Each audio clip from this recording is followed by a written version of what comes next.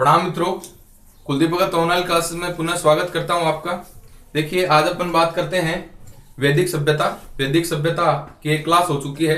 उस क्लास में अपन ने देखा आर्य शब्द की उत्पत्ति और आर्य जो थे ये कहाँ के रहने वाले थे, निवासी कहाँ के थे, कौन कौन से विद्वानों ने कौन कौन से जो अपने विचार दिए हैं उनकी अपन ने बात करी। अब अपन बात करेंगे आर्य जो हैं उनके स्रोतों के बारे में। एक तो साहित्यिक स्रोत है, एक पुरातात्विक स्रोत है। तो देखिए, अपन बात कर रहे हैं आर्य जो हैं उनके स्रोतों के बारे में। तो स्रोत देखेंगे इसमें कौन कौन से स्रोत कैसे कैसे हैं। स्रोत जब अपन पढ़ रहे हैं तो देखिए, स्रोत हैं, इन्हें भी अपन दो भागों में बांट देते हैं। एक तो है पुरातात्विक स्रोत और दूसरा है साहित्यिक स्रोत। साहित्यिक स्रोत देखिए, पुरातात्विक स्रोतों में अभिलेख हैं और मृदभांड है, ये आएंगे। साहित्यिक स्रोतों के अंदर इनकी पुस्तकों से संबंधित बात आएगी, जिसमें साहित्य होगा। साहित्य में तो वेद वगैरह आ जाएंगे और इसके अंदर आएगा पुरातत्व की सारी बातें। ये देखिए पुरातत्व, इसकी अपन बात करें पहले तो पुरातत्व के अंदर आपका एक तो अभिलेख है, पुरातत्व में अभिलेख आते हैं, और दूसरा आता है मृदभांड। दूसरा क्या आता है? मृदभांड आता है, मृदभांड। तो अभिलेख की पहले अपन बात कर लें। तो अभिलेख में देखें, अभिलेख में दो अभिलेख हैं। कौन कौन से अभिलेख हैं? एक तो अभिलेख है आपका एशिया माइनर।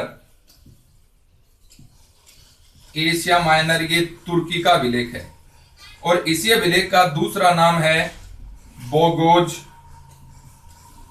गोई अभिलेख, तुर्की। ठीक है साहब।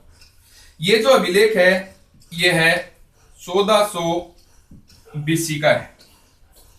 इस अभिलेख के अंदर दो चर्चाएं की गई है, और चर्चा क्या की गई है? इस अभिलेख के अंदर दो कबीलों की चर्चा हुई है। कबीले कौन कौन से हैं? एक कबीले का नाम है हित्ती कबीला, और दूसरा कबीला है मित्तानी कबीला।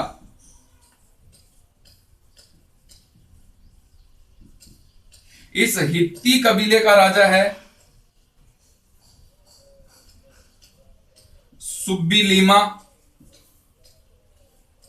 और मित्तानी कबीले का राजा है मती ऊजा राजा है ये, और इधर ये भी राजा है। अब इन दोनों के मध्य एक संधि होती है, इन दोनों के मध्य एक संधि होगी, संधि होती है, और इस संधि के अंदर जो साक्षी बनते हैं, इस संधि के अंदर, इस संधि में जो साक्षी बनते हैं ये चार देवता हैं। चार देवता, और देवता कौन कौन से हैं?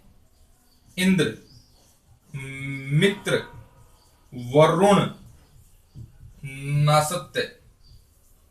देखना भी नीचे आ रहा है ये। नेक्स्ट अपन बात करते हैं। तो एशिया माइनर एक अभिलेख हो गया। दूसरा अभिलेख है कस्सी अभिलेख। कस्सी अभिलेख, और ये कस्सी अभिलेख है 1600 बीसी का है। और इस अभिलेख में एक बात आती है, ईरानी आर्यों की एक शाखा भारत आई थी। बड़ा इंपॉर्टेंट बात है सभी।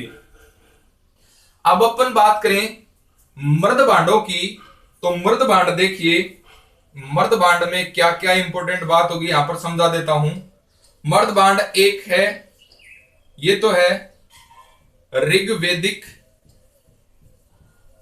ऋग्वेदिक काल का, और एक है उत्तर वैदिक काल का। ऋग्वेदिक काल के अंदर जो मृदभांड है ये गेरु वर्णी मृद भांड है और उत्तर वैदिक काल में चित्रित दूसर मृद भांड है। चित्रित दूसर मृद भांड है। देखिए ये जो स्रोत है इंपॉर्टेंट स्रोत है, इसको आपको ध्यान में रखना है। ये अपन बातें कर रहे हैं, देखिए स्रोतों के संदर्भ में प्रमुख बात कर रहे हैं। स्रोत हैं एक दो प्रकार के हैं, एक तो पुरातात्विक स्रोत है और दूसरा है आपका साहित्यिक स्रोत। साहित्यिक स्रोतों में अपन बात करेंगे वेदों की और ब्राह्मण की, उपनिषद की, आरण्यक की, इनकी बात करेंगे। और यहां पर अपन बात कर रहे हैं स्रोत के अंदर पुरातात्विक स्रोत। पुरातात्विक स्रोतों में अपन बात करेंगे अभिलेखों की, मृद भांडों की। देखिए पुरातात्विक स्रोत, यहां पर अपन पुरातात्विक स्रोत पढ़ रहे हैं। पुरातात्विक स्रोत, पुरातात्विक स्रोत जब अपन पढ़ते हैं तो देखिए पुरातात्विक स्रोतों को दो भागों में बांटते हैं, तो अभिलेख और दूसरा मृद भांड। अभिलेख के अंदर क्या है, दो अभिलेख प्राप्त हुए हैं। एक तो एशिया माइनर का अभिलेख, एशिया माइनर के अभिलेख को बोगोजोई अभिलेख कहते हैं। वेरी वेरी वेरी इंपॉर्टेंट है, बहुत बार एग्जाम में पूछा जा चुका है। दूसरा अभिलेख है कस्य अभिलेख। एशिया माइनर अभिलेख 1400 बीसी का है, कस्य अभिलेख 1600 बीसी का है। अब अपन बात करें एशिया माइनर अभिलेख में क्या बातें पता चलती है। एशिया माइनर अभिलेख से पता चलता है कि दो कबीले के राजा थे। कौन कौन से, एक तो हित्ती कबीला, एक मितानी कबीला। हित्ती कबीले का शासक था सुबालिमा और मतीउजा का मितानी कबीले का राजा था मतीउजा। इन दोनों के मध्य एक संधि हुई थी। क्या हुई थी, संधि हुई थी। और संधि के अंदर साक्षी जो देवता थे, चार देवता थे, बात को आराम से सुनना, गौर से सुनना। चार देवता थे। देवता कौन कौन से, इंद्र, मित्र, वरुण और नासत्य। यानी ये चारों के चारों जो देवता हैं ये वर्तमान में भी हिंदू समाज के देवता हैं। इसका मतलब ये हो गया कि वास्तव में आर्य जो थे ये कहां से आए थे, तुर्की। और तुर्की कहां पड़ता है, मध्य एशिया। यानी मैक्स मुलर का जो सिद्धांत है ये इस पर सटीक बैठता है। कहां से आए हैं, मध्य एशिया से हैं। तो ये जो अभिलेख है इससे बात सिद्ध होती है। और ये जो क्वेश्चन है ये बहुत बार एग्जाम में पूछा जा चुका है कि इसके अंदर कौन कौन से जो देवता थे ये पूछे जाते, कौन कौन से देवता थे। तो चार देवता थे इस संधि के अंदर और इनके ये साक्षी बने थे इंद्र, मित्र, वरुण और नासत्य। और ये चारों के चारों देवता वर्तमान में भी हिंदू समाज में पूजनीय है। इसका मतलब जो आर्य थे वो कहां से आए थे, मध्य एशिया से। दूसरा अभिलेख कौन सा, कस्य अभिलेख जो 1600 बीसी का है। इस अभिलेख के अंदर कहा गया है कि ईरानी आर्यों की एक शाखा कहां आई, भारत आई। और ईरान भी कहां है, मध्य एशिया का ही एक देश है। यानी आर्य जो थे वो कहां के निवासी थे, मूल निवासी मध्य एशिया के। इस अभिलेख से भी अपने को ये पता चलता है कि आर्य मध्य एशिया के निवासी थे। अब बात करते हैं मृद भांड। मृद भांड दो प्रकार के मिले हैं। उत्तर वैदिक काल के अंदर मृद भांड मिला है गेरुवर्णी और ऋग वैदिक काल के अंदर गेरुवर्णी मृद भांड मिला है। और उत्तर वैदिक काल के अंदर कौन सा मृद भांड मिला है, चित्रित दूसर मृद भांड मिला है। तो ये प्रकार हैं मिट्टी के बर्तनों के। तो ये आपके पुरातात्विक साक्ष्य हो गए। अब अपन बात करेंगे साहित्यिक साक्ष्य के बारे में। पुरातात्विक साक्ष्य हो गया, पुरातात्विक साक्ष्य के अंदर यही इंपॉर्टेंट बातें हैं। अब अपन स्रोत में जो हैं वो पढ़ेंगे साहित्यिक स्रोत। साहित्यिक स्रोत है ये थोड़ा लंबा है और एग्जाम के लिए भी बड़ा इंपॉर्टेंट है। तो साहित्यिक स्रोत देख रहे हैं अपन, साहित्यिक स्रोत।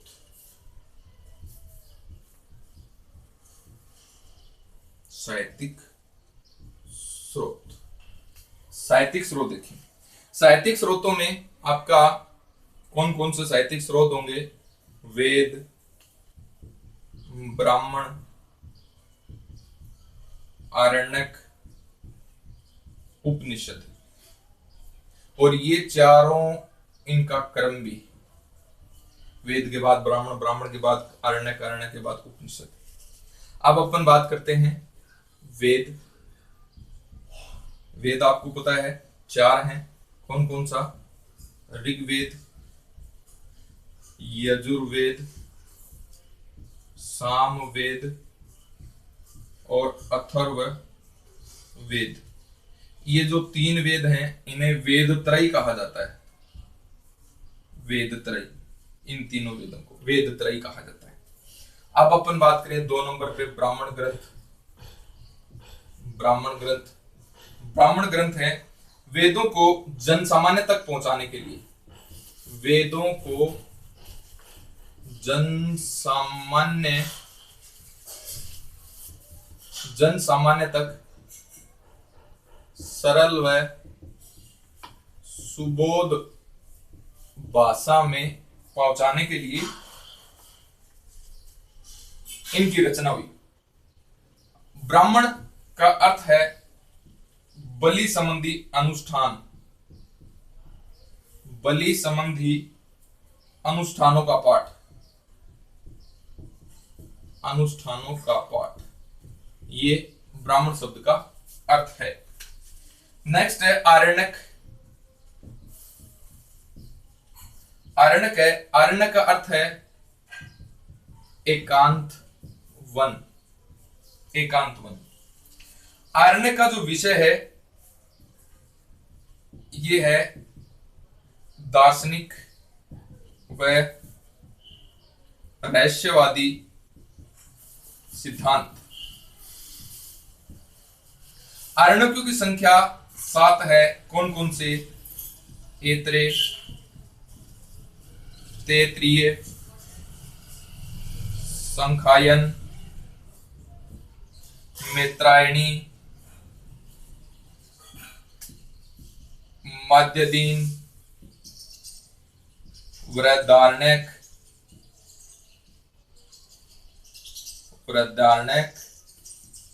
और है तलवकार।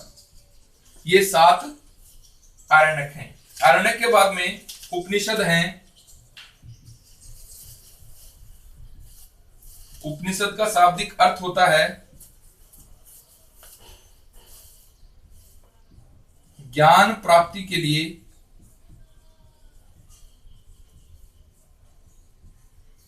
गुरु के पास बैठना, ज्ञान प्राप्ति के लिए गुरु के पास बैठना। और इनकी संख्या मानी गई है 108 और इसमें दार्शनिक सिद्धांत दिए गए हैं। दार्शनिक सिद्धांत इसमें दिए गए हैं और यज्ञ कर्मकांडों की आलोचना की गई है। यज्ञों की आलोचना, इन्हें वेदांत भी कहा जाता है। वेदांत भी इन्हें कहा जाता है। देखिए साहित्यिक स्रोत पढ़ रहे हैं अपन। साहित्यिक स्रोतों में जो है वेद हैं, ब्राह्मण है, आरण्यक है, उपनिषद है। और इसी प्रकार ये इनका क्रम भी है। इंपॉर्टेंट क्वेश्चन बनता है, यूपीएससी के लायक बनता है कि वैदिक काल के साहित्यिक स्रोतों का क्रम बताएं, तो क्रम आपको उल्टा सीधा करके इनका क्रम दे दिया जाएगा और आपको इसका सीधा क्रम बताना है। तो वेद, वेद के बाद ब्राह्मण, ब्राह्मण के बाद आरण्यक, आरण्यक के बाद उपनिषद। वेद 4 हैं, ऋग्वेद, यजुर्वेद, सामवेद, अथर्ववेद। ऋग्वेद, यजुर्वेद, सामवेद, इन तीनों को वेद त्रयी कहते हैं साहब। अथर्ववेद सबसे बाद में रचा गया, इसकी डिटेल से भी बात करेंगे अपन सभी की। ब्राह्मण ग्रंथ, ब्राह्मण ग्रंथों की बात करें तो ब्राह्मण ग्रंथों की रचना क्यों हुई? वेदों की जो भाषा थी ये कलिष्ठ थी। इस भाषा को जन सामान्य तक सरल भाषा में पहुंचाने के लिए इनकी रचना हुई वेद ब्राह्मणों की। अर्थ क्या है ब्राह्मण का? बलि संबंधी अनुष्ठान का पाठ, ये अर्थ है। अब आरण्यक, आरण्यक का मतलब होता है एकांत वन। विषय देखें तो इनका विषय दार्शनिक और रहस्यवादी सिद्धांत इनका विषय है। आरण्यकों की संख्या 7 है। ऐत्रेय, तैत्तिरीय, संखायन, मैत्रायणी, मध्यदीन, बृहदारण्यक और तलवकार। अब उपनिषद है। उपनिषद का अर्थ है ज्ञान प्राप्ति के लिए गुरु के पास बैठना, ये इनका अर्थ है। उपनिषदों की संख्या 108 मानी गई है। उपनिषदों में दार्शनिक सिद्धांत, यज्ञों की आलोचना की गई है और उपनिषदों को वेदांत भी कहा जाता है। तो ये बात थी आपके साहित्यिक स्रोतों में। अब साहित्यिक स्रोतों की डिटेल से अपन बात करेंगे और डिटेल में सबसे पहले जो अपन बात करेंगे वो बात करेंगे वेदों के संदर्भ में। और वेदों की जो बात होगी तो सबसे पहला वेद आपका कौन सा होगा? ऋग्वेद। देखिए वेद अपन पढ़ रहे हैं, वेद वेद वेद वेदों के 4 भाग हैं। भाग कितने हैं? 4। 4 कौन कौन से हैं? संहिता, ब्राह्मण, आरण्यक और उपनिषद। तो 4 जो वेद है ना, इन्हें संहिता कहा गया है। तो वेदों के 4 भाग हो गए। नेक्स्ट अपन बात करते हैं, अब बात करते हैं पहले वेद की। वेद का शाब्दिक अर्थ है, वेद है, इसका एक दो बातें और देख लेते हैं। वेद का जो शाब्दिक अर्थ है, शाब्दिक अर्थ है ज्ञान। वेद जो हैं अपौरुष हैं, अपौरुष यानी मनुष्य के द्वारा नहीं रचा गया, मनुष्य द्वारा नहीं रचा गया, अपौरुष है। नेक्स्ट है, वेदों को नित्य कहते हैं। नित्य का मतलब शाश्वत। वेदों का एक नाम नित्य भी है। वेदों को श्रुति भी कहा जाता है, श्रुति भी कहा जाता है। अब वेदों का संकलन है, ये किस व्यक्ति ने किया? ये है महर्षि कृष्ण देवपायन। और इसी कृष्ण देवपायन का दूसरा नाम है वेदव्यास। इन्हीं का दूसरा नाम है वेदव्यास। देखिए आगे, अब अपन बात करते हैं, पहला जो आपका वेद है ये है ऋग्वेद। ऋग्वेद, ऋग्वेद सबसे प्राचीन है। एक बात, सबसे प्राचीन वेद है। इसमें देवताओं की स्तुति है, देवताओं की स्तुतियां इसमें दी गई। और भारत में उपलब्ध प्राचीन साहित्य भी है, भारत का सबसे प्राचीन साहित्य है। अब अपन बात करें, वेद है, इसके अंदर 10 तो मंडल हैं। मंडल यानी खंड, खंड यानी भाग। और वेद में 10 अष्टक हैं। और वेद के अंदर 1028 सूक्त हैं, सूक्त। नेक्स्ट है, वेद के अंदर 10,600 मंत्र है। ये कई किताबों में 10,552 मंत्र इसमें मिलते हैं। देखिए अपन बात कर रहे हैं वेदों के संदर्भ में।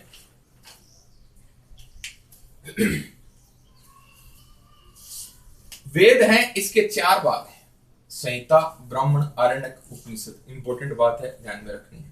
वेदों का शाब्दिक अर्थ है ज्ञान। वेदों को अपौरुष कहा गया, यानी वेदों की रचना किसी पुरुष के द्वारा नहीं हुई है, ऐसा माना गया है। क्योंकि वेद हैं, ये बताते हैं कि देवताओं की श्रीमुख वाणी है, इसलिए इसको किसी मनुष्य के द्वारा रचा नहीं गया। वेदों को नित्य कहते हैं, यानी शाश्वत। वेदों को श्रुति कहते हैं। श्रुति क्यों कहते हैं? श्रुति का मतलब तो सुनना।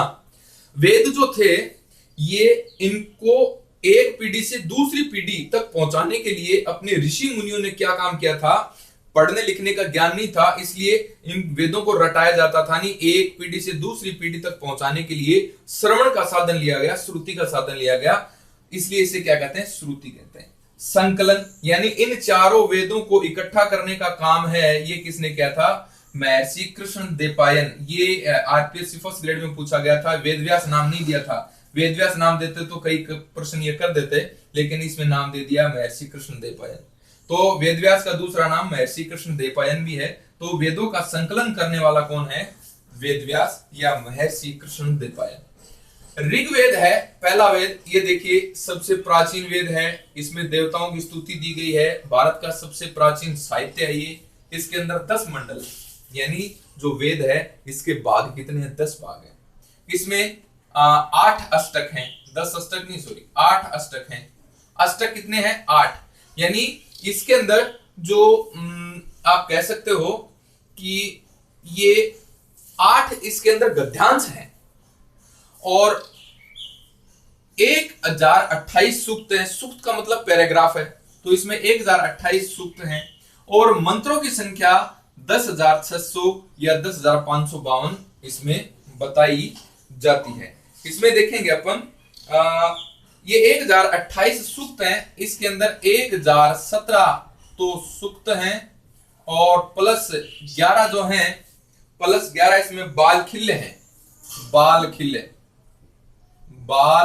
खिल्ले सूक्त हैं, बाल खिल्ले। तो ये बात भी आपको ध्यान में रखनी है। और ये जो बाल खिल्ले है ये 8वें मंडल के अंदर है। बाल खिल्ले जो है ये 8वें मंडल में दिया गया है। 8वें मंडल के अंदर बाल खिल्ले हैं, ये दिए गए हैं सूक्त यानी पैराग्राफ। नेक्स्ट है मंत्रों की अपन बात करते हैं तो ऋग्वेद का प्रत्येक मंत्र है यह अग्नि को समर्पित है। अग्नि को समर्पित मंत्र है। प्रत्येक मंत्र अग्नि को समर्पित मंत्र है। प्रत्येक मंत्र अग्नि को समर्पित मंत्र है। प्रत्येक यानी अग्नि देवता को सुमिरन करने के बाद में यह मंत्र है इसकी शुरुआत की जाती है, तो अग्नि को समर्पित मंत्र है। देखिए इसके बाद में अपन बात करते हैं मंडलों की। मंडलों के संदर्भ में बात करें, मंडल मैंने 10 बताए आपको, 10 मंडलों के संदर्भ में अपन बात करेंगे कैसे कैसे ये मंडल हैं और किस प्रकार से ऋग्वेद अपना चल रहा है। ऋग्वेद के अंदर अपन बात करेंगे मंडलों की। ऋग्वेद बड़ा इंपॉर्टेंट वेद है। मंडल देखिए, मंडल इसके अंदर 10 हैं। मंडल कितने साहब? 10 है। प्रथम मंडल है, इसका रचयिता अंगिरा ऋषि है। इसमें एक प्रमुख बात है, प्रथम व 10वां मंडल बाद में जोड़ा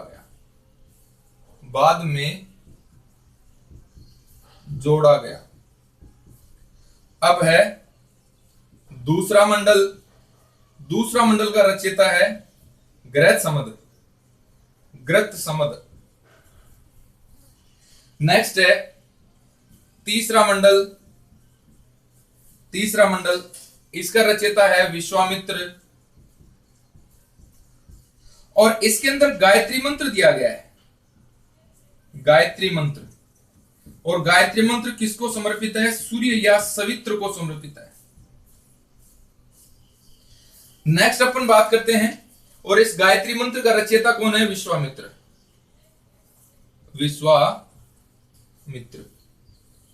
नेक्स्ट है चौथा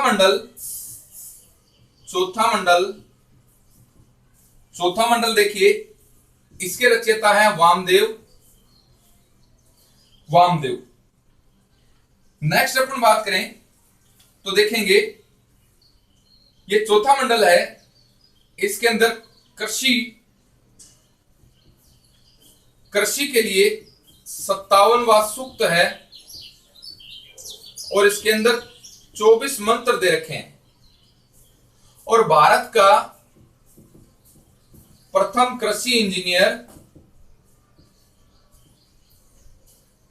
इंजीनियर ये पृथुव्यन्य को माना जाता है। पृथुव्यन्य नामक एक वैज्ञानिक की चर्चा की गई है। 5वां मंडल के रचयिता अत्रि हैं। 6ठा मंडल के रचयिता भारद्वाज हैं। 7वां मंडल के रचयिता वशिष्ठ हैं। और 7वें मंडल के अंदर एक प्रमुख बात दे रखी है, और बात क्या दे रखी है? सुदास और 10 राजाओं के संघ के मध्य युद्ध की चर्चा है। ये सुदास है, ये तो आर्य था, और 10 राजा जो थे ये मुख्यतः अनार्य इनका प्रतिनिधित्व कर रहे थे। और ये सुदास है, ये भरत कबीले का था, जिस कबीले के नाम के ऊपर भारत का नाम भारत पड़ा है, और त्रितसु वंश का था, त्रितसु वंश का था। और ये युद्ध हुआ था ना, ये युद्ध हुआ था पुरुषणी नदी के किनारे। पुरुषणी जो वर्तमान में रावी नदी के नाम से जानी जाती है। कारण क्या था? कारण था सुदास ने विश्वामित्र की जगह वशिष्ठ को अपना क्या बना लिया था? पुरोहित बना लिया था, अपना पुरोहित बना लिया था। इस कारण यह है युद्ध हुआ था। देखिए, मंडलों की अपन बात कर रहे हैं। मंडलों में प्रथम मंडल है, इसका रचयिता अंगिरा ऋषि है।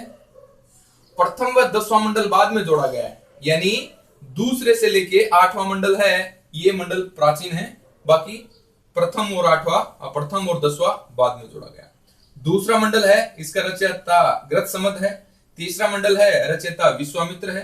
विश्वामित्र यानी इस तीसरे मंडल के अंदर ही गायत्री मंत्र दिया गया है, ओम भूर्भुवस्सुः वाला। और ये गायत्री मंत्र सूर्य और सवित्र को समर्पित है। और इस मंत्र का रचयिता कौन है? विश्वामित्र है। चौथा जो मंडल है, इसका रचयिता वामदेव है। इस चौथे मंडल के अंदर 57वां जो सूक्त है, इसमें कृषि की जानकारी मिलती है 24वें मंत्र में। भारत का पहला कृषि इंजीनियर है ये पृथुव्यन्य को माना जाता है। 5वां जो मंडल है, इसका रचयिता अत्रि है। 6ठा जो मंडल है, इसका रचयिता भारद्वाज है। 7वां मंडल है, इसका रचयिता वशिष्ठ है। इस 7वें मंडल के अंदर एक युद्ध का वर्णन मिलता है, और युद्ध है यह सुदास और 10 राजाओं के संघ के मध्य युद्ध हुआ था। सुदास जो था यह आर्य था, 10 राजा थे ये अनार्य संस्कृति का प्रतिनिधित्व कर रहे थे। सुदास जो था ये भरत कबीले का था, और इसका वंश का नाम था त्रिस्तु वंश। क्या था? त्रिस्तु वंश। और ये युद्ध हुआ था, ये पुरुषणी रावी नदी के किनारे हुआ था। और कारण क्या था? कारण था सुदास ने विश्वामित्र की जगह अपना पुरोहित किसे नियुक्त किया था? वशिष्ठ को। और इस विश्वामित्र ने ही 10 राजाओं का एक संघ बनाया था, और उसके बाद में सुदास से क्या किया था? युद्ध करवाया था, जिसमें विजय किसकी होती है? सुदास की विजय होती है। विजय इसमें सुदास की होती है। अब देखिए 8वां मंडल। 8वां मंडल, 8वें मंडल के संदर्भ में अपन बात करते हैं। 7 मंडल की अपन ने बात करी। 8वां मंडल, 8वां मंडल है, इसका रचयिता कण्व ऋषि व अंगिरा ऋषि है। कण्व व अंगिरा। 9वां मंडल है, 9वां मंडल का रचयिता है सोम। और सोम है, वर्तमान इसको शराब का नाम दिया गया है। सोम जो थी, सोम यह मिलती थी मुंजवत पर्वत पर, मुंजवत पर्वत पर। और ये मुंजवत पर्वत है वर्तमान अफगान के अंदर है, अफगान के अंदर। और इंद्र को सोमपा कहा गया है। जो इंद्र है ना, इसे क्या कहा गया है? सोमपा, यानी सोम का सेवन करने वाला। 9वें मंडल के अंदर एक बात और दे रखी है, मैं कारु, एक कथन है, मैं कारु, मेरा पिता बीसज, बीसज यानी वेद, कारु यानी कवि, और माता अन्न पीसने वाली है, अन्न पीसने वाली। ये इसके अंदर कथन दिया गया है। कौन से मंडल में? 9वें मंडल के अंदर। अब बात करते हैं 10वां मंडल। 10वां मंडल, 10वां मंडल देखिए। 10वें मंडल के अंदर क्या क्या? 10वें मंडल का जो रचयिता है महासुक्त, महासुक्त, ऋषि महासुक्त।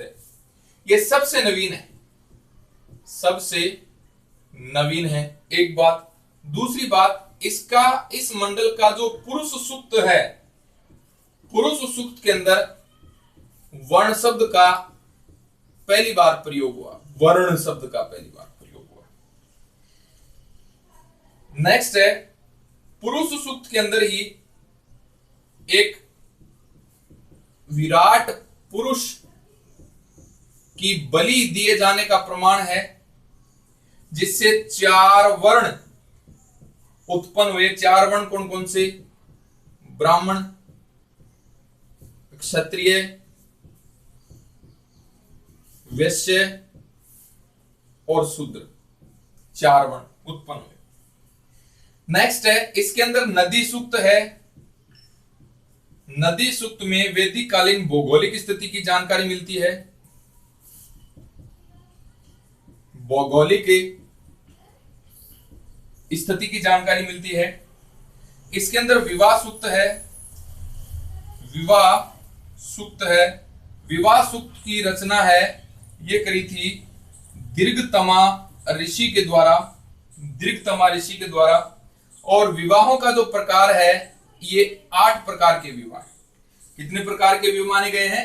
8 प्रकार के विवाह हैं ये माने गए। देखिए कौन कौन से विवाह हैं। 1 नंबर पे है प्रजापत्य विवाह। प्रजापत्य विवाह, प्रजापत्य विवाह है। इसके अंदर क्या क्या महत्वपूर्ण बातें होंगी? 8 प्रकार के विवाह हैं। प्रजापत्य विवाह के अंदर योग्य वर, योग्य वर से विवाह। दूसरा है आर्ष विवाह। इसमें है बैल की जोड़ी, बैल की जोड़ी वधु पक्ष को भेंट की जाती है। तीसरा है देव विवाह। पुरोहित को कन्या दान कर दी जाती है। चौथा विवाह है ब्रह्म विवाह। योग्य व शीलवान वर्ष के साथ में विवाह। 5वां विवाह है गंधर्व विवाह, प्रेम विवाह। 6ठा है आसुर विवाह, धन देकर खरीदना। 7वां विवाह राक्षस विवाह, बलपूर्वक करना। 8वां विवाह पेशाच, ये है छल से करना। सारी बातें अपन समझते हैं। देखिए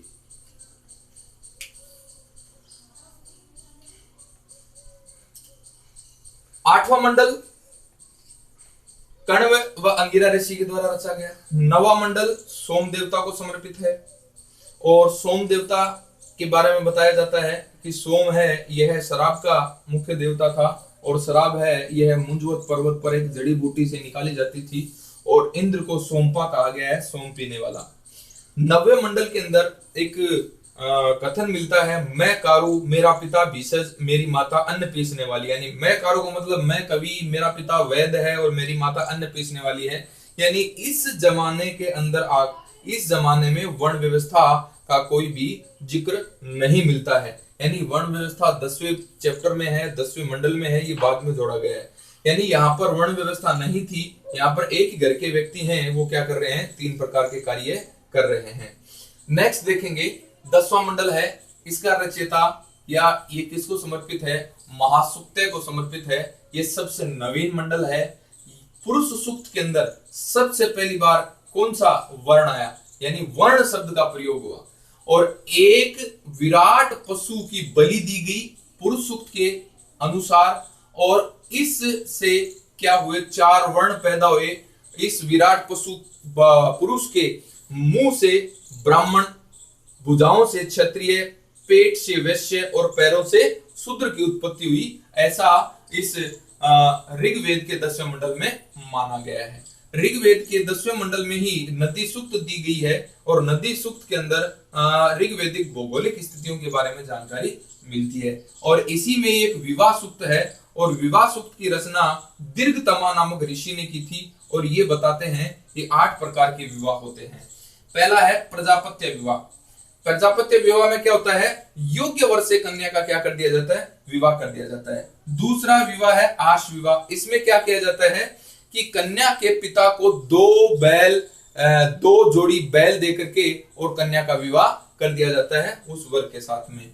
देव विवाह, पुरोहित, जो देव विवाह के अंदर क्या होता था, जो घर वाला अपने घर के अंदर किसी पुरोहित को यज्ञ के लिए बुलाता था और यज्ञ संपन्न के बाद में दान के रूप में अपनी कन्या दे दिया करता था, यानी कन्या का क्या कर दिया था, दान कर देते थे, कन्या का दान कर देते थे, इसलिए इसको कन्यादान कहा गया। यानी घर में आने वाले पुरोहित के साथ में ही कन्या का क्या कर देना, दान कर देना, कन्या का विवाह कर देना है। कौन सा विवाह हो गया, देव विवाह हो गया। ब्रह्म विवाह कौन सा हो गया, योग्य, शीलवान, गुणवान वर के साथ में अपनी कन्या का विवाह करना। सबसे श्रेष्ठ जो विवाह माना जाता है ये कौन सा माना जाता है, ब्रह्म विवाह माना जाता है, जो वर्तमान में भी प्रचलित है। गंधर्व विवाह ये प्रेम विवाह है, वर्तमान में भी प्रचलित है। आसुर विवाह ये क्या है, वर्तमान में प्रचलित है, धन देकर लड़की को खरीदना और उसके साथ में क्या करना, विवाह करना। राक्षस विवाह ये क्या है, लड़की को बलपूर्वक लड़की का अपहरण करके उसके साथ में क्या किया जाता है, विवाह किया जाता है। महाभारत में इस विवाह के उदाहरण हैं, ये आपको मिलते हैं, महाभारत में ये उदाहरण मिलते हैं। महाभारत में आपने देखा होगा कि कृष्ण है रुक्मिणी का कैसे हरण करता है और उसके बाद में विवाह करता है। अर्जुन है सुभद्रा का किस प्रकार हरण करता है, अपहरण करता है, उसके बाद में उसके साथ में विवाह करता है। इसी प्रकार आपने देखा होगा कि पितामह भीष्म है और वो विचित्र वीर्य के लिए किस प्रकार से हरण करके अंबालिका का लेके आते हैं। तो ये महाभारत में इस विवाह का उदाहरण। इस विवाह को क्षत्रिय विवाह भी कहते हैं, एक बात ध्यान में रखना, क्षत्रिय विवाह, ये क्षत्रिय विवाह भी है, यानी किसी लड़की का बलपूर्वक अपहरण करना और उसके साथ में विवाह करना। कौन सा विवाह हो गया, क्षत्रिय विवाह भी हो गया ये। और 8वां जो विवाह है ये है पेशाच विवाह। ये क्या किया जाता है, सबसे निम्न कोटि का विवाह माना जाता है इसको, यानी सोई हुई लड़की या किसी लड़की को नशीला पदार्थ पिला करके और उसके साथ में उसकी सील भंग करना और उसके बाद में उसके साथ में क्या करना, विवाह करना, छल से विवाह करना, ये सबसे पेशाचिक विवाह माना जाता है। तो इस प्रकार से अपन ने देखा कि 8 प्रकार के विवाह हैं और 8 प्रकार के विवाह में ये 4 प्रकार के विवाह है, ये मान्य विवाह है, ये अच्छे विवाह माने जाते हैं। और इन 8 विवाहों में सबसे जो प्रमुख विवाह माना जाता है, कौन सा माना जाता है, ब्रह्म विवाह माना जाता है।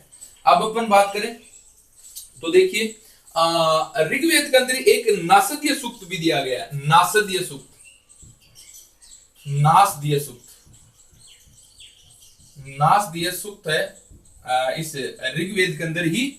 और नासदीय सूक्त के अंदर सृष्टि की उत्पत्ति, निर्गुण ब्रह्म की जानकारी है। इसमें सृष्टि की उत्पत्ति और निर्गुण ब्रह्म की जानकारी है, आत्मा परमात्मा की जानकारी। निर्गुण ब्रह्म की जानकारी कौन से सूक्त में है, नासदीय सूक्त के अंदर। आगे भी अपन बात करेंगे, आगे देखिए ऋग्वेद के अंदर और महत्वपूर्ण बातें हैं और एग्जाम के लिए बड़ा ही सारगर्भी टॉपिक है और यहाँ से बहुत बार एग्जाम में कुछ ना कुछ पूछा जाता है मित्रों। ये मानो कि प्राचीन भारत की अपन तुलना करते हैं मध्य भारत से और आधुनिक भारत से, तो प्राचीन भारत से बहुत से ज्यादा प्रश्न हैं, आधुनिक भारत और मध्य भारत की तुलना में ज्यादा प्रश्न है, यह पूछे जाते हैं। आगे देखिए ऋग्वेद चल रहा है अपना और ऋग्वेद के अंदर क्या क्या महत्वपूर्ण बातें हैं देखिए। एक तो बात करें अपन दूसरे से 7वां मंडल है, यह है प्राचीन है, ठीक है, और इसे ही गोत्र ऋषि या वंश मंडल भी कहते हैं। बड़ी इंपॉर्टेंट बात है साहब, देखिए अपन ने मंडल पढ़े ना 1 से 10, इसमें 2 से लेकर 7वां मंडल है, ये सबसे प्राचीन है, और 2 से लेकर 7वें मंडल को गोत्र मंडल, ऋषि मंडल या वंश मंडल कहते हैं। आपने देखा होगा कि मंडल है ये किसी न किसी ऋषि के द्वारा लिखा गया है या रचा गया है, इसलिए इसको ऋषि मंडल, वंश मंडल, गोत्र मंडल के नाम से भी जानते हैं। अब है महत्वपूर्ण कथन। महत्वपूर्ण कथन, महत्वपूर्ण कथनों में देखिए, महत्वपूर्ण कथनों में बात कर रहा हूं मैं 10वां जो मंडल है इसके अंदर गणतंत्रात्मक समिति का उल्लेख है। अच्छा क्वेश्चन है। विवाह, अभी अपन ने बात करी, विवाह सूक्त में 8 प्रकार के विवाह दिए गए हैं। चेदी व काशी गणराज्य का उल्लेख है। संस्कार शब्द का प्रथम बार उल्लेख हुआ है। नदी सूक्त दिया गया है। संगठन सूक्त है, इसके अंदर 3 मंत्र दिए गए हैं। मंत्र कौन कौन से हैं? साथ चलना, साथ बोलना, समान मन, ये 3 बातें जो हैं संगठन सूक्त में। पुरुष सूक्त में पुरुष सूक्त के अंदर 4 वर्ण व्यवस्था है। संवाद सूक्त में नाटक के बारे में वर्णन है। मांडुक्य सूक्त में वैदिक कालीन शिक्षा के बारे में जानकारी है। वैदिक कालीन शिक्षा के बारे में जानकारी है। नेक्स्ट है अस्तो मां सदगमय, ये मंत्र ऋग्वेद से लिया गया है। अच्छा सुने,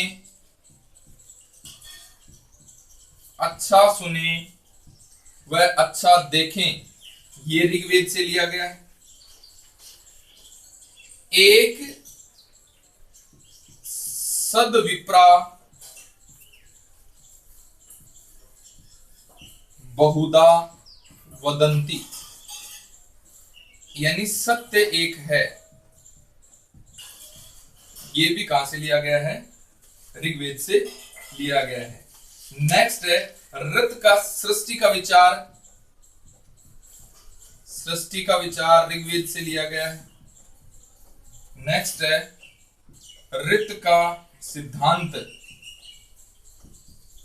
यानी नैतिकता का सिद्धांत, ऋत का सिद्धांत, ये ऋग्वेद से लिया गया है। 100 पतवार वाली नाव का उल्लेख ऋग्वेद में है। 3 ऋणों की चर्चा है। 3 ऋण हैं। कौन कौन से ऋण? पितृ ऋण यानी पिता का ऋण, ऋषि ऋण और देव ऋण, ये 3 ऋण हैं, इनकी चर्चा की गई है। देखिए महत्वपूर्ण कथन है, ये ऋग्वेद की जान बता रहा हूं मैं आपको, ऋग्वेद का संपूर्ण सार बता रहा हूं आपको। यहां से क्वेश्चन इंपोर्टेंट बनते हैं। 2 से 7वां मंडल सबसे प्राचीन है, इसे गोत्र मंडल, ऋषि मंडल, वंश मंडल कहते हैं। देखिए 10वें मंडल के अंदर गणतंत्रात्मक समिति का उल्लेख है। विवाह सूक्त के अंदर 8 प्रकार के विवाह बताए गए हैं।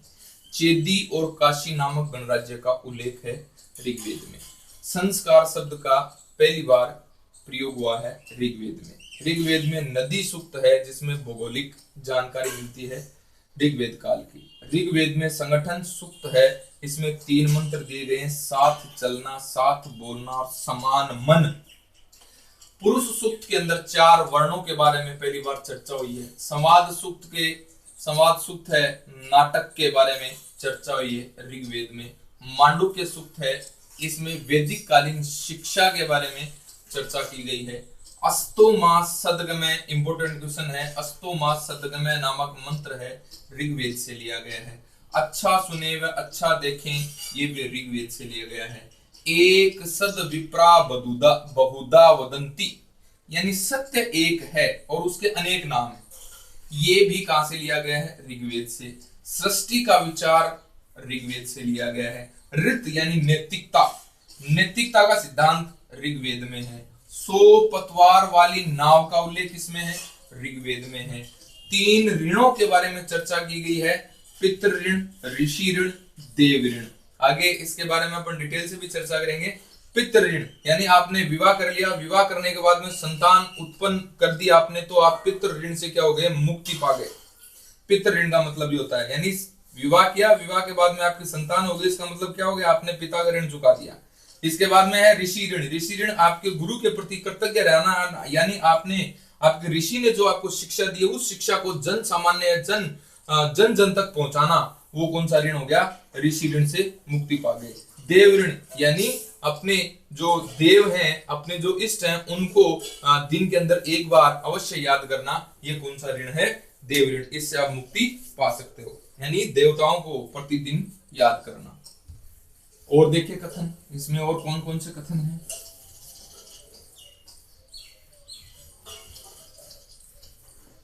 और देखेंगे तो कथन इसके अंदर है आपके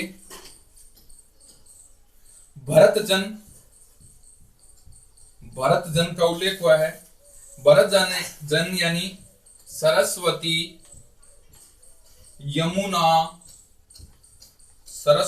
यमुना नदियों के मध्य का स्थान, नदियों के मध्य का स्थान। नेक्स्ट है नासदीय सूक्त, अभी चर्चा की थी नासदीय सूक्त की। इसमें सर्वप्रथम आत्मा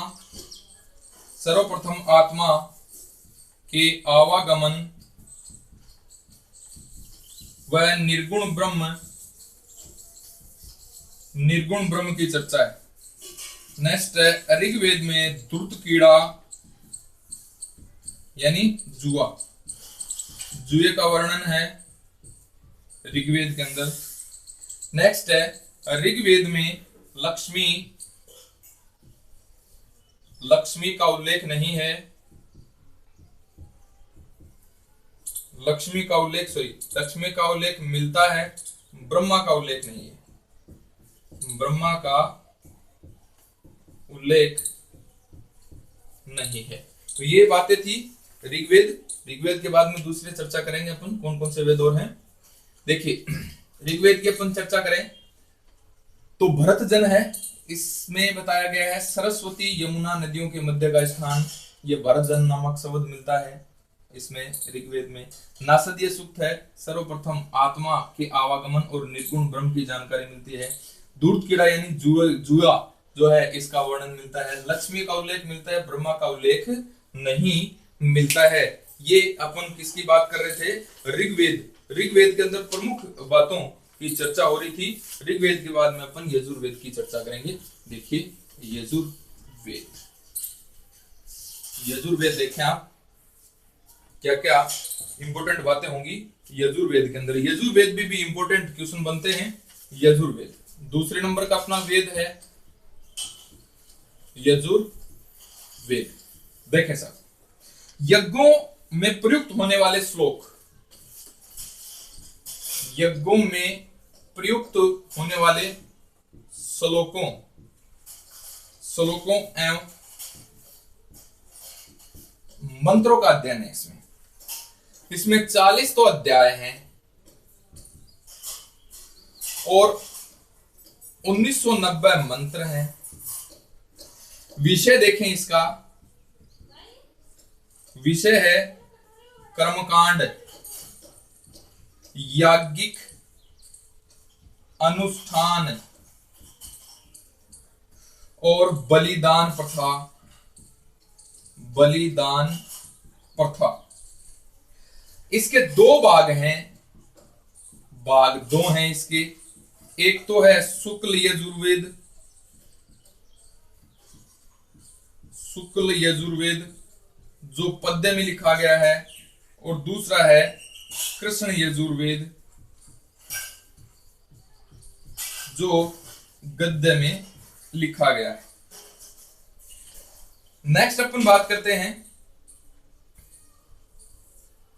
तो देखिए यजुर्वेद है, शुक्ल यजुर्वेद की जब अपन बात करें, शुक्ल यजुर्वेद की इसका भाग है ना, शुक्ल यजुर्वेद की अपन बात करें तो इसे वाजसनेयी संहिता भी कहते हैं, वाजसनेयी संहिता भी शुक्ल यजुर्वेद को कहा जाता है। शुक्ल यजुर्वेद है, इसके दो भाग हैं, एक तो है काण्व और एक है माध्यदीन। इसी प्रकार है कृष्ण यजुर्वेद,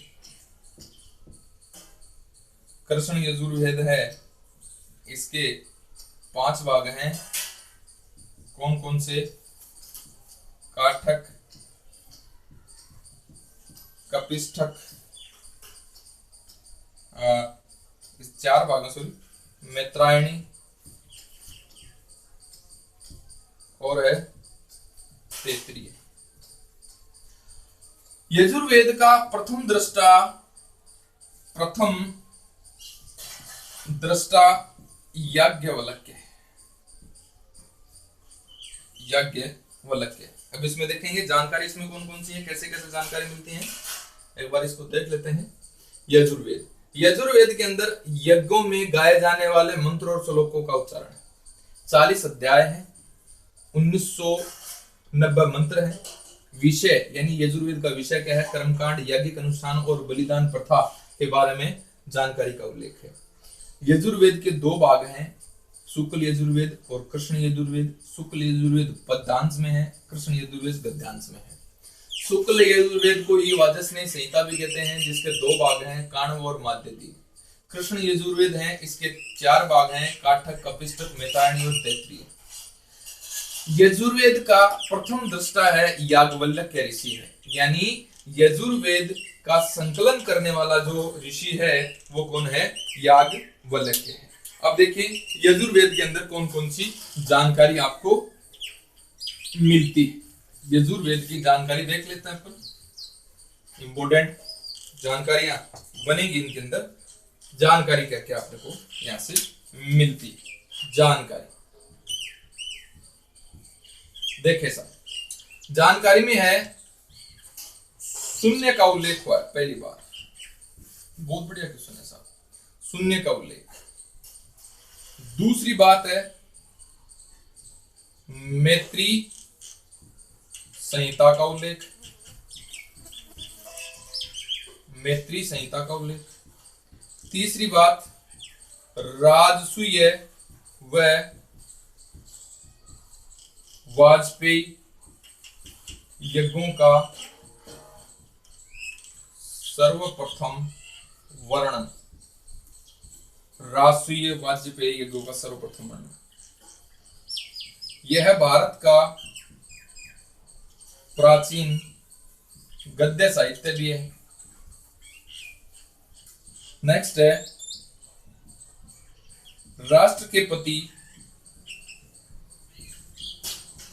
नागरिक का कर्तव्य क्या है, इसका उल्लेख है। श्रेष्ठ कर्म ही यज्ञ है, ये उल्लेख है इसमें। नेक्स्ट बात है कर्म करते हुए 100 वर्ष जीने की कामना, ये इसके अंदर है उल्लेख। नेक्स्ट है 40 अध्यायों में अंतिम अध्याय ईशोपनिषद है, अंतिम अध्याय ईशोपनिषद है और ईशोपनिषद इसका विषय याज्ञिक न होकर दार्शनिक है। याज्ञिक न होकर दार्शनिक है। इसमें वैदिक राष्ट्रगीत भी दिया गया है। इसके अंदर यजुर्वेद में। नेक्स्ट है यजुर्वेद में एक मंत्र है यद भद्र तन आशुव। इसका मतलब होता है भद्र गति को प्राप्त कराओ। भद्र गति को प्राप्त कराओ। भद्र गति यानी मोक्ष हो गई। देखिए यजुर्वेद के अंदर कौन कौन सी जानकारी आपको मिलती है इसकी अपन चर्चा करते हैं। यजुर्वेद में आपकी जो जानकारी है शून्य का उल्लेख है ये मिलता है। मैथिली संहिता इसका उल्लेख है। राजसूय बहुत इंपोर्टेंट क्वेश्चन है ये।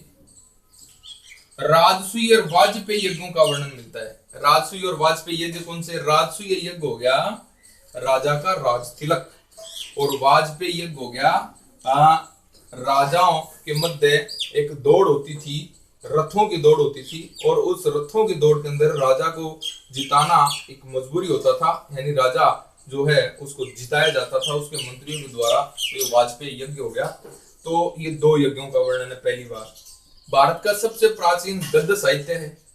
राष्ट्र के प्रति नागरिक का कर्तव्य क्या होता है ये जानकारी यजुर्वेद में दी गई। इंपोर्टेंट क्वेश्चन है। श्रेष्ठ कर्म ही यज्ञ है, ये भी बड़ा इंपॉर्टेंट क्वेश्चन है। कहां से मिलता है? यजुर्वेद से मिलता है। कर्म करते हुए 100 वर्ष तक जीने की कामना, वेरी वेरी और वेरी इंपॉर्टेंट क्वेश्चन है। कहां से मिलता है? यजुर्वेद से। 40 अध्यायों में से सबसे अंतिम अध्याय जो यजुर्वेद का है ये ईशोपनिषद है और ईशोपनिषद जो है जिसका विषय याज्ञिक न होकर के दार्शनिक है, यानी इसमें यज्ञों की जानकारी नहीं मिलती, दर्शन की जानकारी मिलती है। यजुर्वेद में वैदिक राष्ट्रीय गीत है। वैदिक राष्ट्रीय गीत है यजुर्वेद के अंदर। यजुर्वेद के अंदर एक मंत्र मिलता है यद भद्र तन आशु, यानी भद्र गति को प्राप्त कराओ। ये मंत्र भी अपने को कहां से मिलता है? यजुर्वेद से मिलता है। यजुर्वेद के बाद में देखिए अपन सामवेद की बात करेंगे। सामवेद भी इंपॉर्टेंट वेद है। सामवेद की बात करेंगे मित्रों। देखिए सामवेद है।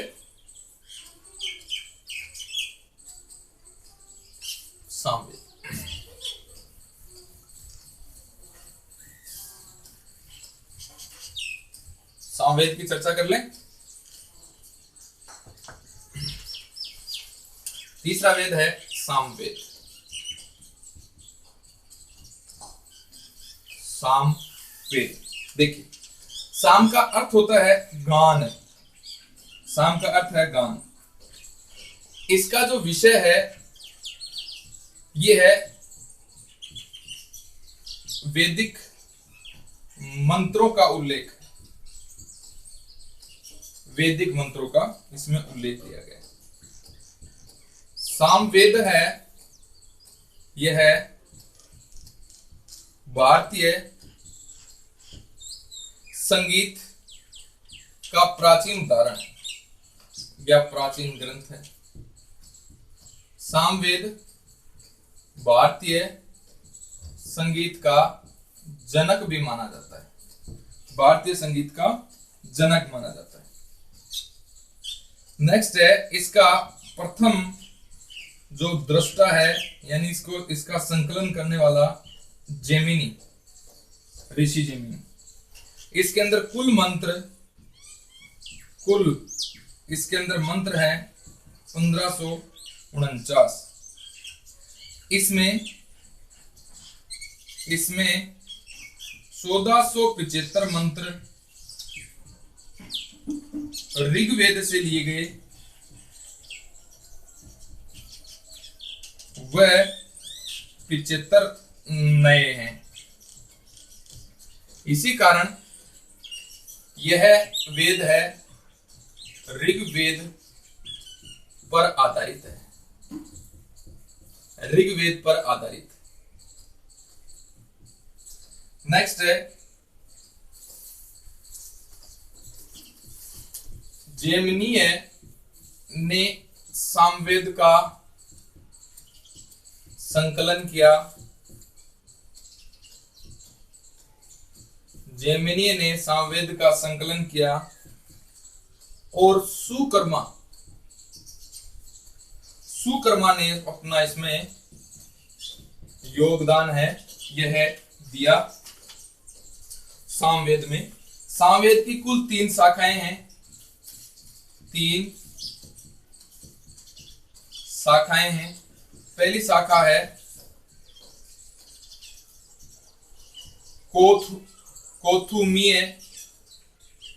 कोथुमीय, दूसरी शाखा है जेमिनीय, तीसरी शाखा है राणायनीय। कोथुमीय शाखा को मानने वाले गुजरात में हैं, जेमिनीय शाखा को मानने वाले कर्नाटक में हैं और राणायनीय शाखा को मानने वाले महाराष्ट्र में।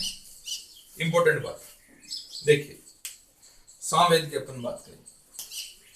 सामवेद का अर्थ है गान। इसका विषय वैदिक मंत्रों का उल्लेख है इसके अंदर।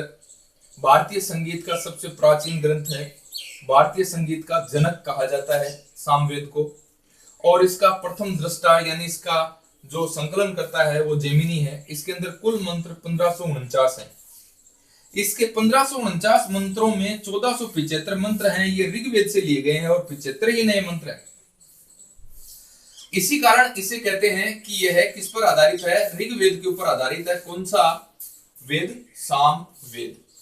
जेमिनी ने सामवेद का संकलन किया और इसमें सहायता कौन करता है? सुकर्मा नामक ऋषि भी करता है। इसकी 3 शाखाएं हैं, कोथुमीय शाखा गुजरात, जेमिनीय शाखा कर्नाटक, राणायनीय शाखा महाराष्ट्र, यानी 3 तो इसकी शाखाएं हैं और इस जगह पर इनकी मान्यताएं हैं। तो ये बात हो गई सामवेद की। सामवेद के बाद में अथर्ववेद देखते हैं। अथर्ववेद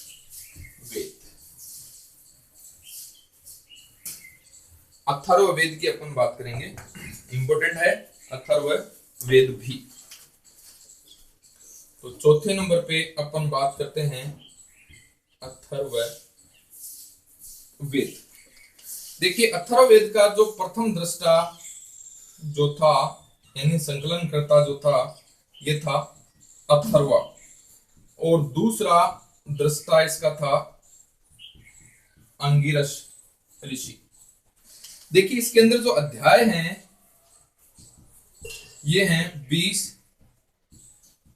सूक्त हैं 731, मंत्र हैं 6000। नेक्स्ट अपन बात करते हैं, इसमें जो 1200 मंत्र हैं ये ऋग्वेद से लिए गए। ये सबसे नवीन वेद है। इसकी रचना सबसे अंत में हुई।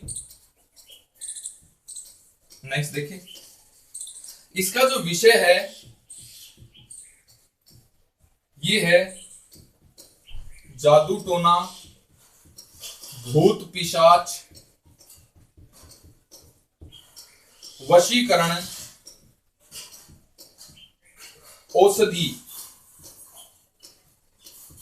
औषधियों का ज्ञान, ये इसका विषय है।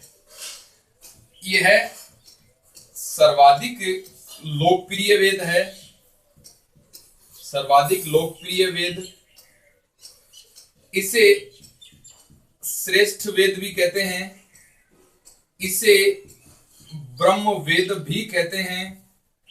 यह जन सामान्य का वेद भी कहा जाता है।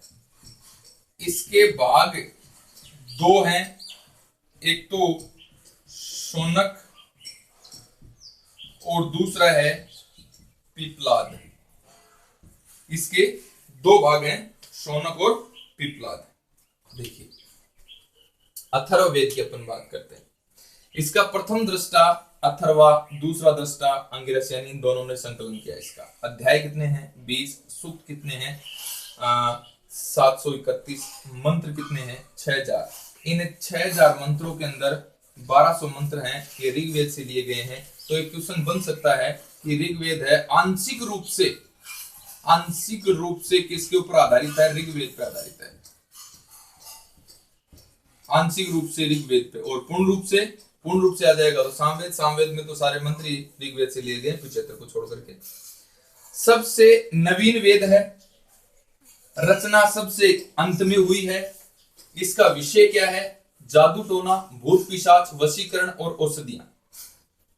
नेक्स्ट अपन बात करते हैं, इसके कुछ नाम हैं। सर्वाधिक लोकप्रिय वेद है ये, श्रेष्ठ वेद है, ब्रह्म वेद है, जन सामान्य का वेद है।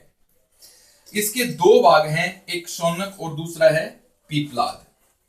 अब अपन इसमें बात करेंगे, इससे जो जानकारियां अपने को मिलती हैं, कौन कौन सी जानकारियां मिलती हैं, उसके संदर्भ में अपन बात करेंगे। जानकारी देखिए, जानकारी से बड़े ही रोचक प्रश्न बनेंगे। जानकारी की अपन बात करते हैं। जानकारी देखिए, जानकारी क्या क्या जानकारी मिलती है इससे? देखें साहब, जानकारी में है राष्ट्र की परिभाषा। इसमें बड़ा अच्छा क्वेश्चन है। अंग व मगध की चर्चा है। सभा व समिति, प्रजापति की पुत्रियां, ये चर्चा है। राजा परीक्षित की चर्चा। राजा परीक्षित को मृत्युलोक का देवता, पांडवों का वंशज था ये राजा परीक्षित। नहरों की चर्चा है।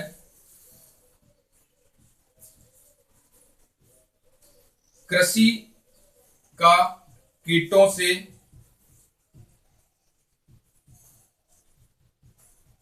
अनावृष्टि, अतिवृष्टि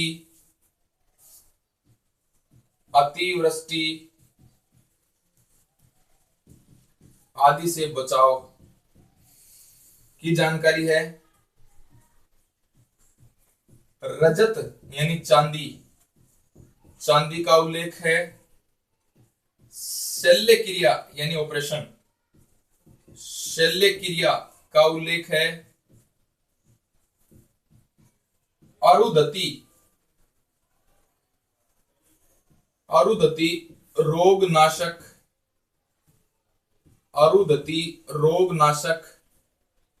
औषधि का उल्लेख है। सर्वे भवन्तु सुखिनः, सर्वे सन्तु निरामया।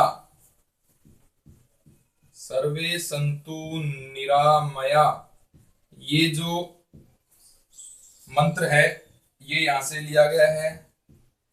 माता भूमि पुत्रो है पृथ्वीया, यानी यह पृथ्वी मेरी माता है और मैं इसका पुत्र। ये मंत्र भी यहां से लिया गया है। मीठा वचन, ये भी वर्णन है अथर्ववेद में। वसुधैव कुटुंबकम, ये मंत्र है ऋग्वेद में। वे राष्ट्रे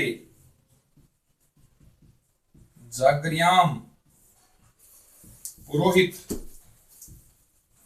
ये है, इसका हिंदी में अर्थ हो गया हम राष्ट्र में जागरूक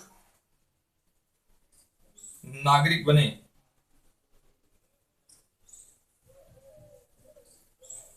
नागरिक बने। नेक्स्ट देखिए, नेक्स्ट है, एक बार देख लेते हैं ये।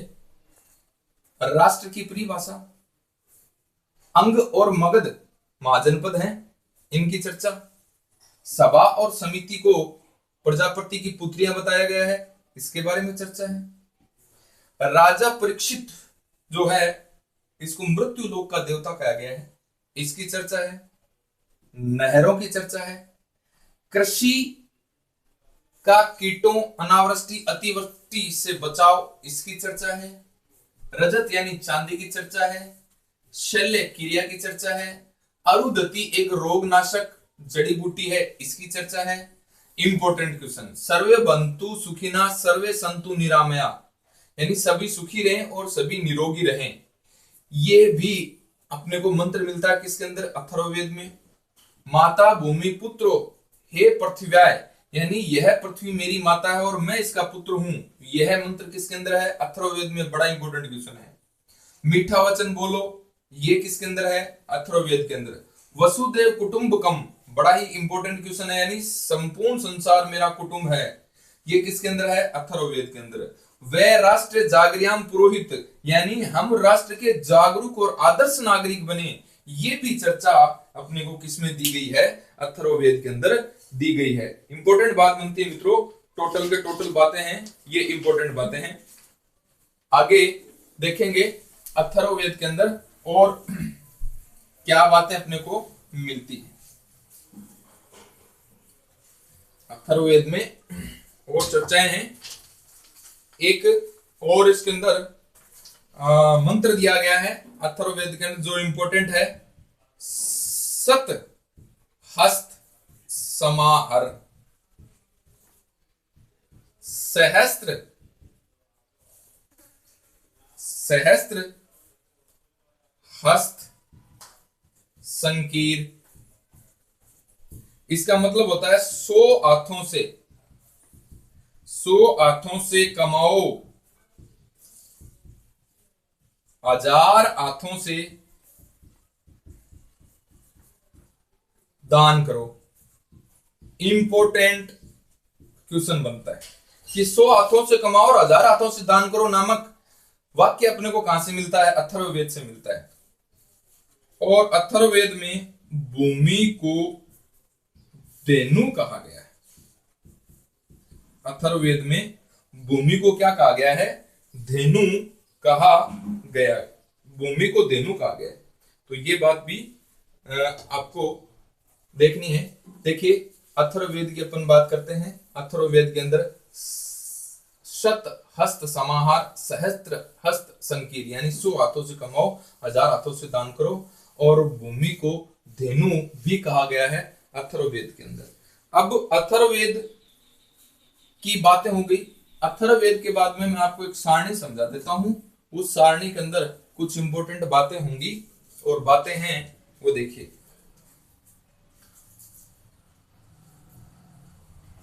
वेद,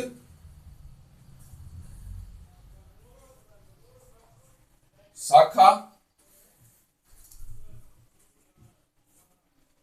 ब्राह्मण, आरण्यक, उपनिषद, पुरोहित, उपवेद और विषय, ये भी वेदों की जान है।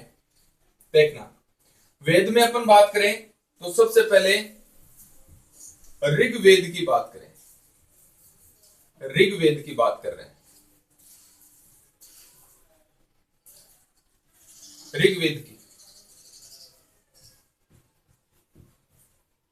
ऋग्वेद की बात होगी। ऋग्वेद की कितनी शाखाएं हैं? 5 शाखाएं। शाखाएं कितनी है? 5। कौन कौन सी? लिख देता हूं। शाकल, वासकल, सांख्यायन, मांडुक्य और आश्वलायन। ये इसकी 5 शाखाएं। ऋग्वेद का ब्राह्मण ग्रंथ कौन कौन से हैं? ऐत्रेय और कौशिक की। इंपॉर्टेंट बात है। ऋग्वेद के आरण्यक ग्रंथ कौन से हैं? सेम ही है, ऐत्रेय और कौशिक की। ऋग्वेद के उपनिषद कौन से हैं? ऐत्रेय और कौशिक की। ऋग्वेद के पुरोहित को क्या कहते हैं? होता। ऋग्वेद का उपवेद कौन सा है? आयुर्वेद। और ऋग्वेद का विषय क्या है? देवताओं की स्तुतियां। ये ऋग्वेद का क्या है? विषय है। तो देखिए, इसी प्रकार अपन चारों वेदों की बात करेंगे। इंपॉर्टेंट बातें, ये भी वेरी इंपॉर्टेंट बातें हैं, ध्यान में रखनी है आप लोगों को। देखिए, वेद एक सारणी के तरीके से आप समझेंगे। ऋग्वेद, ऋग्वेद की शाखा कितनी? 5। शाकल, वासकल, संख्यायन, मांडुक्य, आश्वलायन। ऋग्वेद का ब्राह्मण ग्रंथ कौन कौन से हैं? ऐत्रेय, कौशिक की। ऋग्वेद के आरण्यक ग्रंथ कौन से हैं? ऐत्रेय, कौशिक की। ऋग्वेद का उपनिषद कौन सा है? ऐत्रेय, कौशिक की। ऋग्वेद का पुरोहित कौन है? होता। ऋग्वेद का उपवेद कौन सा है? आयुर्वेद। और ऋग्वेद का विषय क्या है? देवताओं की स्तुतियां। अब आगे देखिए, ये ऋग्वेद हो गया। ऋग्वेद के बाद में अपन बात करेंगे दूसरे वेद की। ऋग्वेद की प्रमुख बातें हो गई है। ऋग्वेद के बाद में देखिए सामवेद। सामवेद, सामवेद की चर्चा करें। सामवेद,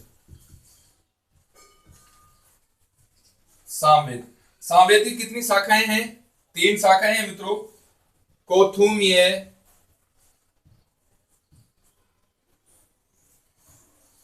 जेमिनीय, राणानीय। 3 शाखा। सामवेद के ब्राह्मण ग्रंथ कौन से हैं? ब्राह्मण ग्रंथ देखिए, पंचवीस, षड्वीस, जेमिनी, जेमिनी ब्राह्मण ग्रंथ। आरण्यक ग्रंथ कौन कौन से हैं? छांदोग्य और जेमिनी। उपनिषद कौन से हैं? वही हैं, छांदोग्य और जेमिनी। पुरोहित, इसका पुरोहित कौन है? उद्गाता। उपवेद कौन सा है? गंधर्व वेद। और इसका विषय क्या है? संगीत। ये किसकी बात हो गई? सामवेद की बात हो गई। देखिए, सामवेद की अपन बात करें। शाखा 3 है, कौथुमीय, जेमिनीय, राणानीय। ब्राह्मण पंचवीस, षड्वीस और जेमिनी, ये ब्राह्मण ग्रंथ हैं सामवेद के। आरण्यक ग्रंथ कौन से हैं? छांदोग्य, जेमिनी। उपनिषद ग्रंथ कौन से हैं सामवेद के? छांदोग्य, जेमिनी। सामवेद का पुरोहित कौन है? उद्गाता। सामवेद का उपवेद कौन सा है? गंधर्व वेद। और सामवेद का विषय कौन सा है? संगीत। अब अपन बात करेंगे सामवेद के बाद में यजुर्वेद। यजुर्वेद, देखिए, यजुर्वेद की अपन बात करें।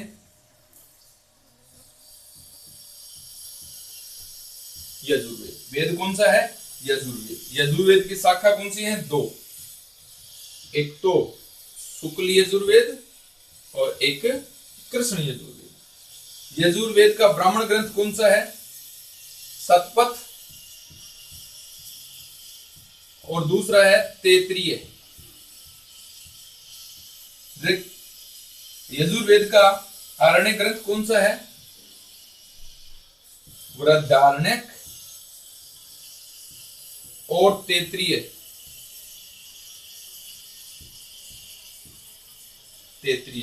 उपनिषद कौन सा है?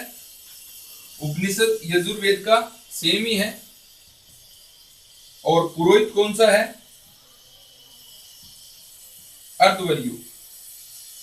उपवेद है धनुर्वेद और विषय है कर्मकांड। विषय इसका कर्मकांड। तो ये देखिए, यजुर्वेद की बात करें, शाखा 2 है, शुक्ल यजुर्वेद, कृष्ण यजुर्वेद। यजुर्वेद के ब्राह्मण ग्रंथ हैं शतपथ, तैत्तिरीय। यजुर्वेद के आरण्यक ग्रंथ है बृहदारण्यक, तैत्तिरीय। यजुर्वेद के उपनिषद है बृहदारण्यक, तैत्तिरीय। यजुर्वेद के पुरोहित है अर्धवर्यु। यजुर्वेद का उपवेद है धनुर्वेद। और यजुर्वेद का जो विषय है वो है कर्मकांड। इसके बाद में अपन बात करेंगे अंतिम अथर्ववेद। ये अपन वेदों से संबंधित टोटल बातें हैं ये पढ़ चुके हैं। अथर्ववेद। अब वेदों से कोई भी क्वेश्चन आ जाए तो आपसे नहीं छूट सकता, ये मेरी गारंटी है। 2 शाखा है, शौनक और पीपलाद। शौनक और पीपलाद, ये 2 शाखा है। ब्राह्मण ग्रंथ इसका है गोपथ। और एक बात ध्यान में रखनी है, अरण्य जो अथर्ववेद है इसका अरण्य ग्रंथ नहीं है। नहीं है, इंपॉर्टेंट क्वेश्चन बनता है इसमें। उपनिषद कौन सा है? मुंडक, मांडुक्य और प्रश्न, ये उपनिषद है इसके। पुरोहित कौन सा है इसका? ब्रह्मा। और उपवेद कौन सा है? शिल्प वेद। और विषय क्या है? जादू टोना, भूत प्रेत, वशीकरण और औषधियां। लीजिए, ये वेदों से संबंधित टोटल बातें आपके सामने। अथर्ववेद, इसकी शाखा 2 हैं, शौनक और पीपलाद। अथर्ववेद का ब्राह्मण ग्रंथ गोपथ है। अथर्ववेद का आरण्य ग्रंथ नहीं है, ये बात ध्यान में रखनी है, इंपॉर्टेंट है। अथर्ववेद का उपनिषद मुंडक, मांडुक्य और प्रश्न। पुरोहित कौन है अथर्ववेद का? ब्रह्मा। उपवेद कौन सा है अथर्ववेद का? शिल्प वेद। और विषय जो है ये कौन सा है अथर्ववेद का? जादू टोना, भूत प्रेत, वशीकरण और औषधि। तो मित्रों, ये जो बातें थी ये आपकी वेदों से संबंधित यानी आर्यों से संबंधित साहित्यिक स्रोत हो गए। स्रोतों में अपन ने जो है ये पुरातात्विक स्रोत देखे हैं और साहित्यिक स्रोत देखे हैं। ये चैप्टर आपका थोड़ा सा लंबा है, लेकिन मैं गारंटी लेता हूं इसके अंदर 101% किसी न किसी एग्जाम में यहाँ से क्वेश्चन पूछे जाएंगे। और आपके लिए सारगर्भित क्लास मैंने दी है और आशा करता हूँ समझ में भी आई होगी आपको। तो इसके बाद में अपन आर्यों की राजनीतिक व्यवस्था के बारे में बात करेंगे। धन्यवाद।